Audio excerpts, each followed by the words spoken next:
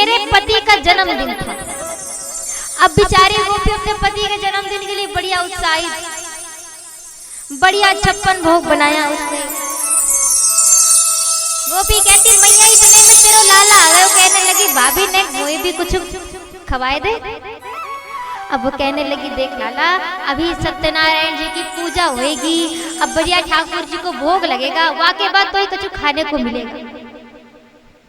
ठाकुर जी ने कहा मोह से बड़ो कोई कौन भगवान आ गए, मोह दे पहले, मोह दे पहले, बाकी सबन को बाद में खवाइयो। गोपी ने कहा, अब थोड़ी मजाक मजाक में डांट दिया, अरे लाला मजाक काहे को करे, पहले ठाकुर जी को भोग लगेगा। अब यशोदा तेरे लाला ने कहा क्यों ने छोटे छोटे कुत्तन के पिल्लन ले आयो। अब मेरे सत्यनारायण भगवान के आसन से हटा करके छोटे छोटे कुत्ता के पिल्लन को आसन में बिठा दियो। अब आ करके कहे भाभी राम राम। अब जा करके देख तेरे सत्यनारायण भगवान को भोग लगा, जा करके देख कहाँ बैठे हो तेरे सत्यनारायण भगवान। अब मैं जैसे ही गई तो देखा सत्यनारायण भगवान बेचारे मेरे नीचे में आसन में कुत्तन के छोटे छोटे पिल्लन को तेरे लाला ने बिठा दियो।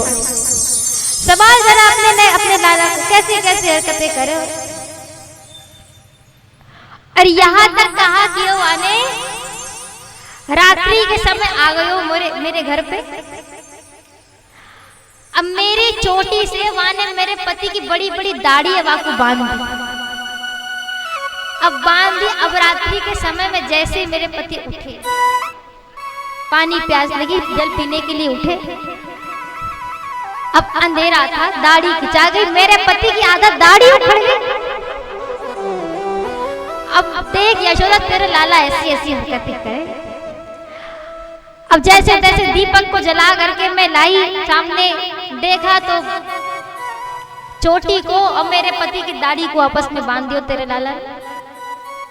उधम करे बहुत, लेकर के भाग गयो।